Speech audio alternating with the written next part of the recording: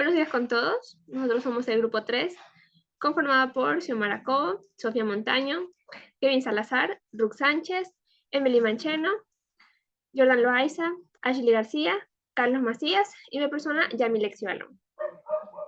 Y a continuación vamos a hablarles sobre los halogenuros de alquilo. A continuación trataremos características de los halogenuros de alquilo mediante una comparación. Los enlaces de CH de carbono e hidrógeno son casi apolares, dada la poca diferencia de electronegatividad que existe entre el carbono y el hidrógeno. En cambio, por su parte, los enlaces CX, enlaces de carbono y halógenos, presentan un momento bipolar permanente. Esto debido a que los halógenos son más electronegativos que el carbono, sobre todo el flúor. Por otro lado, algunos halógenos son más pesados y otros más livianos. En este caso, siendo los livianos flúor y cloro, y los pesados, bromo y yodo. Sus masas atómicas también moldean diferencias dentro de los enlaces y a su vez directamente en las propiedades de los halogenuros. Por otro lado, adicionar halógenos a hidrocarburos es igual a incrementar su polaridad y masa molecular. Es igual a volverlo menos volátil hasta cierto punto, menos inflamable y aumentar sus puntos de ebullición o fusión. A continuación, veremos sobre algunas de sus propiedades de los halógenos de alquilo. Entre ellas encontramos su punto de ebullición, el cual es más alto que los alcanos. Y mientras más se incremente el número de los carbonos, más se incrementará el mismo. Luego tenemos su solubilidad. Estos son insolubles en agua, pero solubles en compuestos orgánicos de baja polaridad, como pueden ser el benceno y el éter. A continuación, vemos sus puntos de fusión, los cuales son mayores a los de los alcanos, al igual que su punto de ebullición. Y por último, su densidad. La densidad con respecto al agua depende del tipo de halógeno que se incremente, que se adicione al hidrocarburo. Mientras los fluoruros y los cloruros son menos densos, y en cambio los ioduros y los bromuros son más densos, presentan mayor densidad. A continuación, visualizamos su obtención. Hay métodos para obtenerlos o sintetizarlos. Para obtener los halogenuros de alquilo, debe someterse las moléculas a un proceso de halogenación, es decir, incorporarles átomos de halógenos a sus estructuras, en especial a carbono, a un átomo de carbono sp3. Hay dos métodos para obtenerlos o sintetizarlos, los cuales pueden ser mediante radiación ultravioleta a través de radiales libres o mediante adición de hidrácidos o halógenos. Hoy les voy a hablar sobre la estructura de los halogenuros de alquilo, que es el grupo funcional. En esta introducción a la sustitución nucleofílica, trataremos principalmente una familia de compuestos que ya nos resulta familiar, que son los halogenuros de alquilo. Los halogenuros de alquilo tienen la fórmula general Rx, donde R representa un grupo de alquilo o alquilo sustituido. Como podemos observar, el Rx es un halogenuro de alquilo.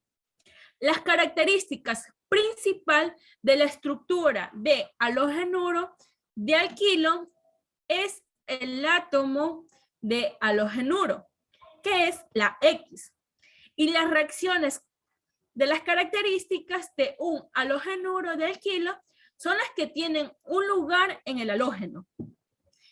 El átomo o grupo que define la estructura de una familia particular de compuestos orgánicos y al mismo tiempo determina sus propiedades y se llama grupo funcional. En los halogenuros de alquilo, el grupo funcional son el halógeno. No debemos olvidar que un halogenuro de alquilo tiene un grupo alquilo unido a este grupo funcional. En condiciones apropiadas, estas partes alquílicas sufrirán las reacciones típicas de los alcanos. No obstante, las reacciones que son características de la familia son las que ocurren en el átomo del halógeno. Por tanto, los diversos grupos funcionales son parte importante de la química orgánica. Clasificación de los halogenuros de alquilo, también llamados haluros de alquilo. Este tipo de compuesto se clasifica de acuerdo con la naturaleza del átomo de carbono al que se encuentra enlazado el hidrógeno. Entonces podemos decir que existen los halogenuros primarios, secundarios y terciarios. Ahora veamos un poco sobre cada uno de estos tipos de halogenuros. En los halogenuros primarios, bueno, el carbono al que se encuentra enlazado nuestro halógeno se encuentra unido solamente a un grupo alquilo. Aquí podemos observar su estructura. Siempre vamos a representar al halógeno con una X en cada una de estas estructuras del compuesto. Un ejemplo de un halogenuro primario es el cloretano, que como podemos observar se encuentra enlazado solamente a un grupo alquilo, al grupo metilo, en este caso. Posee como otros sustituyentes, digamos, dos átomos de hidrógeno y un átomo de cloro. Para los halogenuros secundarios, tenemos que el carbono al que se haya enlazado nuestro halógeno, en este caso va a estar enlazado a dos grupos alquilo. Observamos su estructura y también que un ejemplo de estos es el cloropropano, en este caso. Tenemos a un carbono que se encuentra enlazado a dos grupos metilo y también a un átomo de hidrógeno y a un átomo de cloro. Los halogenuros terciarios. Tenemos que un halogenuro terciario va a estar formado por un átomo de carbono que se encuentra enlazado al halógeno y también a otros tres grupos alquilos. Aquí podemos observar su estructura y un ejemplo de esto que sería el 2-cloro-2-metilpropano, ya que es un carbono que se encuentra enlazado a tres grupos alquilo y al cloro. Buenas tardes, profesor y compañero. Mi nombre es Kevin Salazar y yo les voy a hablar sobre la nomenclatura de los halogenuros de alquilo.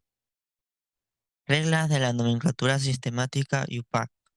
Para dar el nombre a los halogenuros tenemos que seguir las siguientes reglas. Primero, seleccionar la cadena más larga de carbonos que contengan unidos al halógeno, es decir, que se inicia por el extremo más cercano. En caso de que hay dos halógenos y estos estén a la misma distancia de los extremos, se inicia por el más cercano al de menor orden alfabético. Y en caso de que los halógenos estén igual y a la misma distancia, nos basamos en otro halógeno en caso de haberlo o en el radical alquilo más cercano. Y para nombrarlos se utilizan los prefijos flúor, cloro, bromo, yodo, unidos al nombre básico de la cadena de hidrocarburos. Y se nombran los sustituyentes alquilo, indicando su posición, de acuerdo al número de carbonos al que estén unidos, y al igual que los prefijos, el número se antepone al nombre. Tenemos los siguientes ejemplos: el 1-bromo, 5-cloro, 3-isobutylectano, que se escribe primero el número en el que se encuentra el bromo, el cloro y el radical, que es el isobutil, en la cadena del hectano.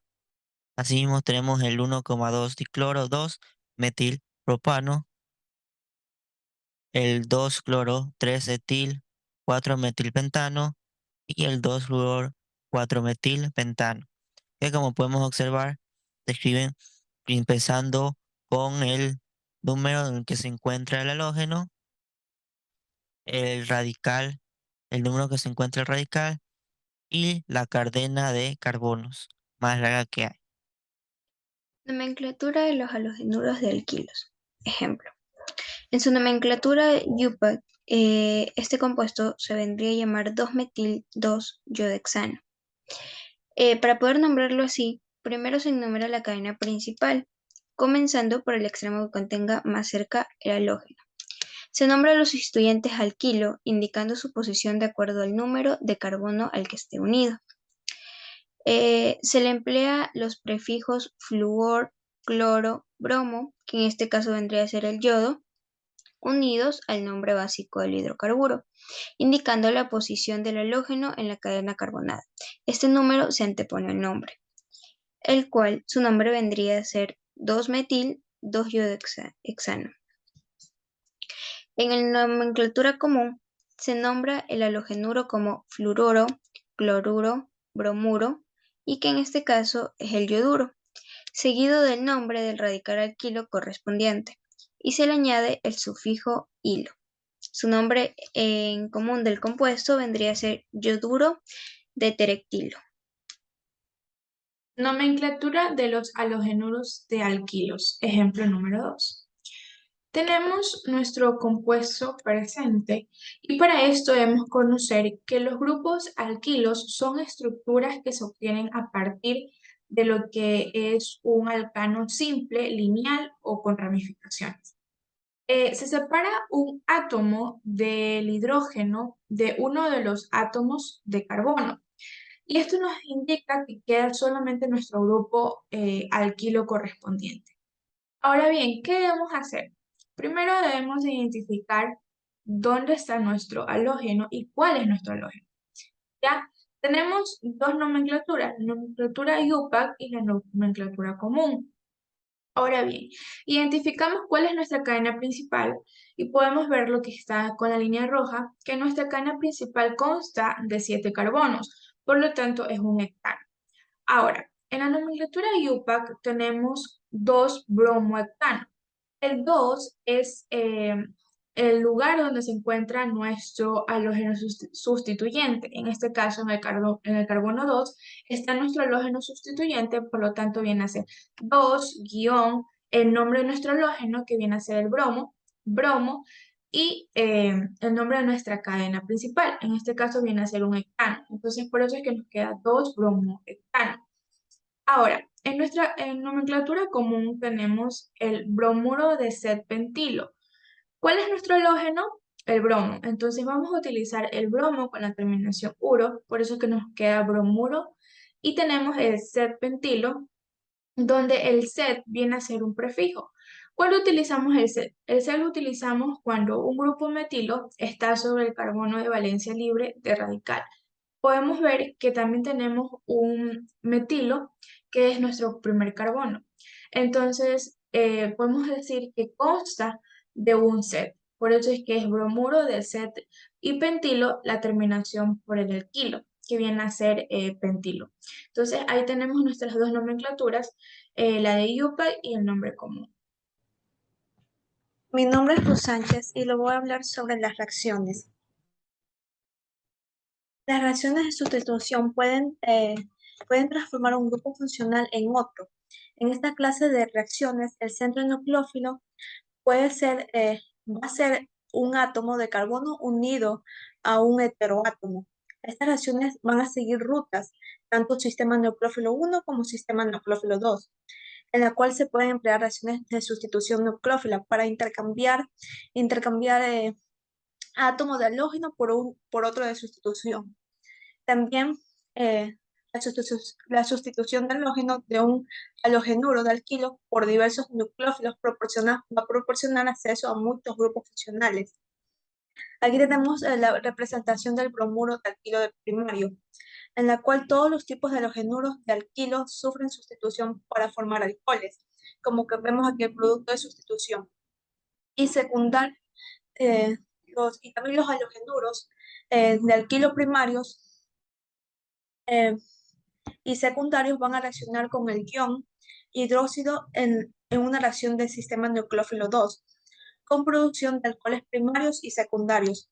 También se dice que este tipo de reacción es más rápida con los halogenuros de alquilo primario que con los secundarios, a causa del mayor impedimento estérico que existe existe en los segundos.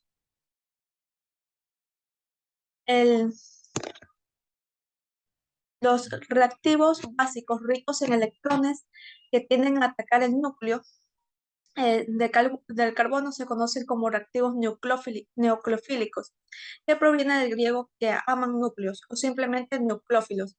Cuando este ataque termina en sustitución, la reacción se va a denominar sustitución nucleofílica. Los halogenuros de alquilo no solo van a sufrir sustitución, sino también eliminación. Tanto la sustitución como la eliminación van a ser inducidas por medio de reactivos básicos, por lo que siempre va a haber competencia entre ambas reacciones. Aquí vemos una representación del R2-bromobutano, en la cual el centro reactivo de un halogenuro de alquilo secundario es un centro de quiralidad.